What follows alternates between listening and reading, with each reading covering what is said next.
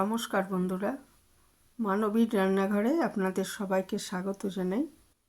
আজকে আমি পাইনঅ্যাপেলের একটা রেসিপি নিয়ে চলে এসেছি। আগের দিনই বলেছিলাম যে নিয়ে আসব। তো পাইনঅ্যাপেল আইসক্রিম, এই জন্য আমি কিছু আনারসের টুকরো নিয়ে নিয়েছি। এটাকে আগে কাটাটা তো আগের ভিডিওতে দেখিয়েছিলাম। তো এটাকে আগে আমি গ্রাইন্ডারের সাহায্যে ভালো করে পেস্ট করে নেব। পেস্ট করে নিয়ে এটা আমি একটু জাল দিয়ে নেব আর কি। কাঁচা আনারস ব্যবহার করব না আইসক্রিম তৈরির জন্য। যে গ্রাইন্ডারে নিয়ে নিয়েছি এবং এটাকে পেস্ট করে নিচ্ছি। একটু আধটু ছোটো ছোটো টুকরো যদি রয়ে যায় আনারসে তাতে অসুবিধে নেই, সেটা মুখে পড়লে ভালোই লাগবে।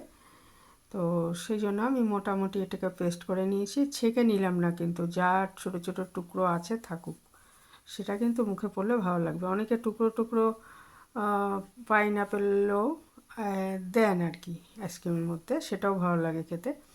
তো এই পেস্টটা আগে আমি ভালো করে জাল দিয়ে নিচ্ছি, মানে এর জলীয় অংশটা একদম মোটামুটি কমে যাবে, সেইভাবে জাল দিয়ে নিচ্ছি। আমি 1 চামচ মতো চিনি দিয়েছি, কারণ পাইনঅ্যাপেল এমনি মিষ্টি। আর আমি আজকে ব্যবহার করব ওই কনডেন্সড মিল্ক, তো তাতেও চিনি থাকে, সেই জন্য বেশি চিনি আমি এখন ব্যবহার করছি না, শুধু 1 চামচ দিয়েছি।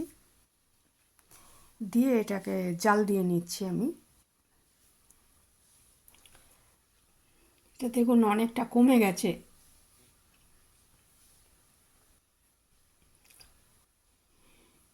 তারপরে এটা একটা পাত্রে ঢেলে আমি আগে ঠান্ডা করে নেব। গরমটা ব্যবহার করব না, আগে ঠান্ডা করে নিতে হবে।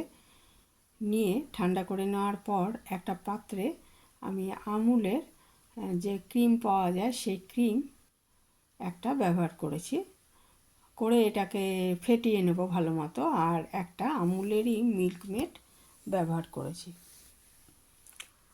যে ছোটো কৌটোগুলো পাওয়া যায় ওইরকম কৌটো। তো ক্রিমটা পাত্রে নিয়ে আমি খুব ভালো মতো ফেটিয়ে নেব আগে।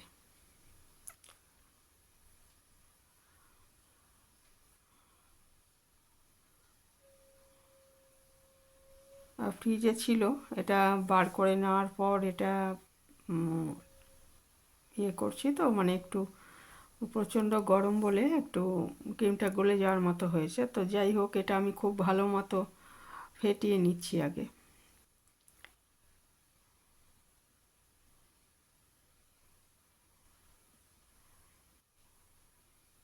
ভালো মতো ফেটিয়ে নেওয়ার পর এর মধ্যে কনডেন্স মিল্কটা দিয়ে আবারও ফেটিয়ে নেব।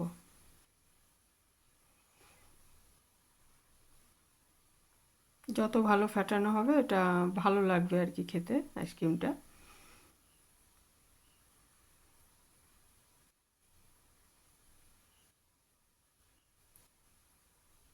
কনডেন্স মিল্কটা এবার ঢেলে দিচ্ছি এর মধ্যে।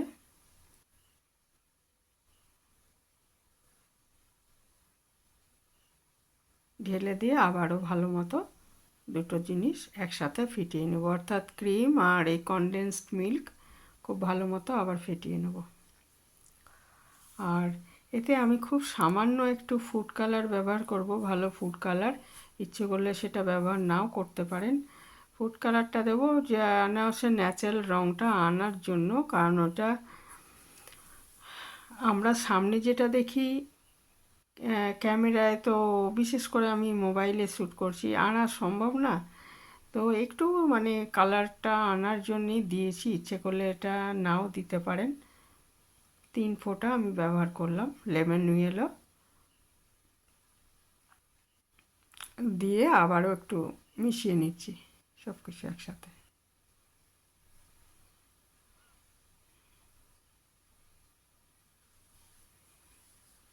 আর এরপর আমি যে আনারসের পাল্পটা জাল দিয়ে রেখেছিলাম 1 চামচ চিনি দিয়ে, সেটাকে এর মধ্যে দিয়ে খুব ভালো মতো মিশিয়ে দেবো।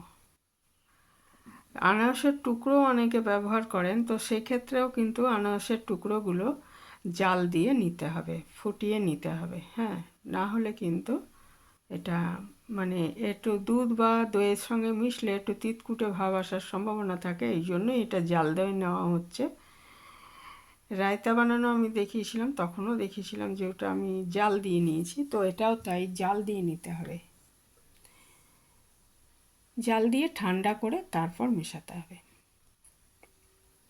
তারপর এটা ভালো মতো মেশানো হয়ে গেলে আমি একটা যে পাত্রে আমি আইসক্রিমটা জমাবো সেটার মধ্যে ঢেলে নিলাম। এটা আইসক্রিম জমানোরই কন্টেনার। এরকম কন্টেনার না থাকলে যে কোনো বাক্সতেও এটা জমানো যাবে। চকলেট বা আইসক্রিমের বাক্স যে থাকে তাতে ঢেলেও জমিয়ে নিতে পারবেন। আর ঘরে বানানো এই আইসক্রিম কিন্তু দোকানের থেকেও ভালো হয় খেতে, আর অনেক হেলদি হয় ব্যাপারটা। আমি এটা ডিপ ফ্রিজে সারা রাত রেখে দিচ্ছি, বা 7-8 ঘন্টা ডিপ ফ্রিজে রেখে নিলেই এটা আইসক্রিমটা তৈরি হয়ে যাবে। তো আমি সারা রাত রেখে দিয়েছিলাম। তারপরে পরের দিন আমি এটা একটু বেলার দিকেই এটা বার করে এনেছি, দেখুন খুব ভালো মতো জমে গেছে। এবার এটাকে আমি আইসক্রিম খাওয়ার পাত্রে নিয়ে নিচ্ছি স্কুপের সাহায্যে।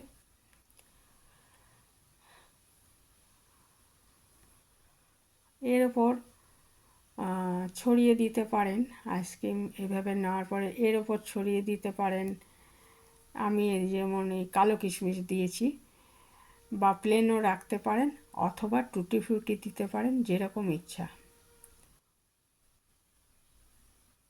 তো খুবই সুস্বাদু হয়েছিল খেতে, আর খুবই সহজেই এরকম পাইনাপেল আইসক্রিম বানিয়ে নেওয়া যায় বাড়িতে। এখন তো পাইনাপেলের সময়, তাই একদিন বানিয়ে ফেলতেই পারেন এরকম আনারসের আইসক্রিম।